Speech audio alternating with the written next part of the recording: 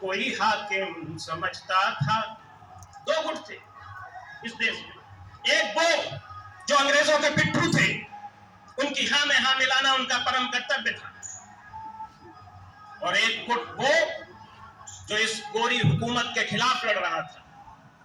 कोई जालिम समझता था, कोई हाकिम समझता था, मगर हम सभी को तो वो बस खादिम समझता था। खादिम कहते हैं नौकर, बोला।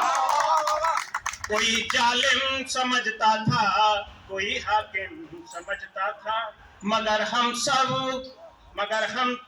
सभी को तो वो बस खादिम समझता था। गुरु उसका बयां करने को है अल्फाज कम मेरे, गुरु उसका बयां करने को है अल्फाज कम मेरे, तुम्हें जाहिल खुद को वो बड़ा आलिम समझता था, तुम्हें जाहिल खुद को वो बड़ा आलिम समझता था। समझते थे खुदा खुद को अलंबरदार समझे थे, यकीनन वो भी नौकर थे मगर सरकार समझे थे। और अब मैं आगे कहता हूं कि इन आजादी का, जैसा मैंने कहा कि बड़ी कुर्बानियों के बाद मिली है, और इसे बनाए रखना हम सब की जिम्मेदारी। प्रतियोगिता में प्रथम आना एक बात है, लेकिन प्रथम बने रहना ये अलग बात है। और जब मैं देखता हूं कि क्या हौसला रहा होगा, ये हौसला मामूली नहीं रहा होगा, कल्पना कीजिए आप। तो मैंने एक शेर लिखा था कि शायद हमारे क्रांतिकारियों का जज्बा ये रहा होगा कि हौसलों की कश्ती पे सवार, हौसलों की कश्ती पे सवार साहिल की तरफ निकला हूं। साहिल था उनका यह आजादी। हौसलों की कश्ती पे सवार साहिल की तरफ निकला हूं, आज कोई दरिया कोई सैलाब न रोक पाएगा। हौसलों की कश्ती पे सवार साहिल की तरफ निकला हूं, आज कोई दरिया कोई सैलाब न रोक पाएगा। और ऐ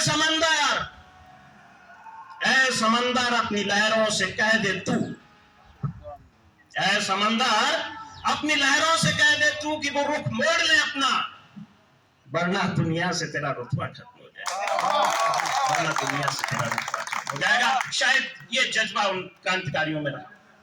आगे पेश करता हूं।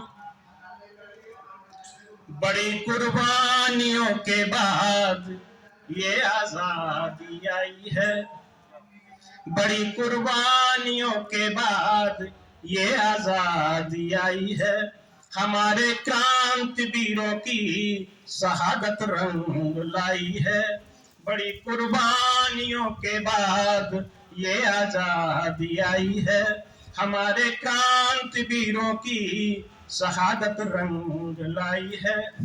इसे जाया नहीं करना कि आपस में झगड़ के तुम,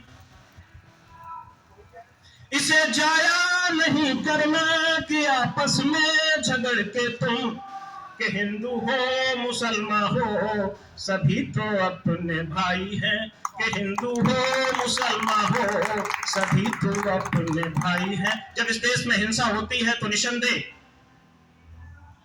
स्वर्ग में बैठे हुए हमारे क्रांतिवीरों के दिलों पे क्या गुजरती होगी।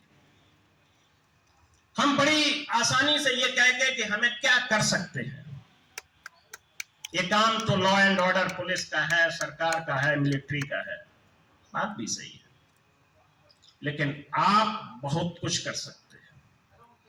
हम और आप चाहें तो इस सांप्रदायिक सौहार्द को मजबूत कर सकते हैं। अशफाक उल्लाह खां, सरदार भगत सिंह अलग अलग मजहबों से आए हुए लोग थे।